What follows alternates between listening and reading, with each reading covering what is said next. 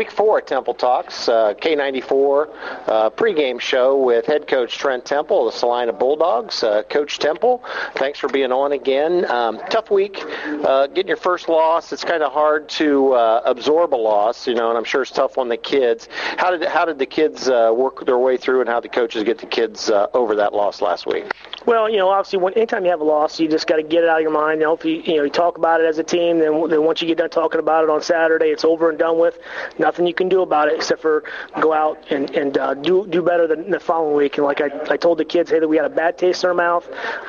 One positive thing about that is we get an opportunity to go out there and get that taste out of our mouth by playing somebody else and taking care of ourselves. No easy task. Got to go on the road again. Another long trip against Defiance, and Defiance led by legendary coach Jerry Beauty. They've fallen on hard times a little bit. They've been scored on a lot, but can't overlook a Jerry Beauty coach team. No, absolutely. I played for Jerry back in the 80s in Van Wert. I know what he's going to do, what he's going to bring to the table. Obviously, they're scoring a ton of points. They're averaging 35 points a game. We got our hands full defensively, and we know they're going to lock up and bring a lot of pressure. So we got our hands full offensively as well. But, the key for them is obviously they're scoring a ton of points, and we have to do a better job in the secondary. Kind of knew coming in last week, hey, listen, we've I kind of, talked about it a little bit after the Bath game. Hey, listen, our secondary's got to get some things fixed. Obviously, we got exposed last week, in the secondary, and we made some changes, and hopefully we got those things corrected. Ottawa Glandorf is going to be a pretty good team. They're off to a 3-0 start. League's going to start separating themselves just a little bit. We're in week 3 of the conference. The players at the top, a couple of them, kind of Wapconeta, we thought they'd be at the top. Once you get by this week, it's going to be a very tough stretch down the road, and you're coming back after a tough loss. How do you keep your kids focused not to get past this week? Well, we told our kids, hey, listen, that's a good football team that we're playing. They're 0-3, but they could very well be 3-0. I mean, they lose to Napoleon at the last second. They were winning that game at the end. Any team that scores as many points as they've scored in each game, you can't look past anybody, especially in this league. You look past anybody, you're going to get beat. So we harped it in our kids all week. Hey, listen, this team's a good football team. Yeah, they might be, they really, I should be honest with you, very similar to Celina in the recent, last, 4 or 5 years ago, where Celina was scoring a ton of points, just couldn't stop anybody, and you're always looking for that matchup.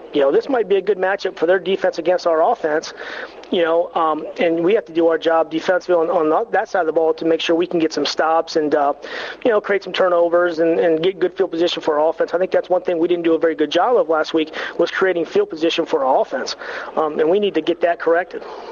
You talk about some personnel changes. The kids have to be really understanding and ready for that. What's Defiance going to bring that you expect them to bring on offense, and is there anything different you're going to do on offense coming out of your first loss? Well, defensively, we're going to run more of a 4-2-5, which we have in. We just haven't worked a whole lot on. Obviously, this week we spent a lot of time working on it. And, they're very similar to some of the things that they do is what, Kenton has done in the past. So we implemented we call it our bandit defense. It's more of a nickel package, one thing that we worked on all summer with. So we've got kids that are familiar with it. And the coverages, we play, 2-read type coverage, very simple for the kids to understand, setting with two high safeties. So we have some help over the top in case they do try to go vertical on us, but yet we can take away, the slip and the bubble when everybody seems to run nowadays.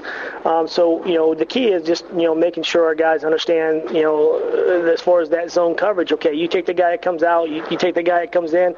It's a very simple, coverage, it's not very complex, but we just guys got to understand it. And we've done a great job in practice all week. Our kids have really did a good job of understanding what we're going to do.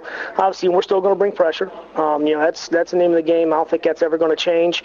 We're going to test their offensive line out right away to find out if they can block us. If they can, then we'll make some adjustments as we go.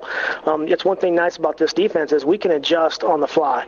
Then offensively, it's a matter of the same game. We got to be able to run the football. If we cannot run the football, we will be in trouble because he's going to lock up and bring pressure, especially after what we saw last week. So he's going to bring pressure from all different directions.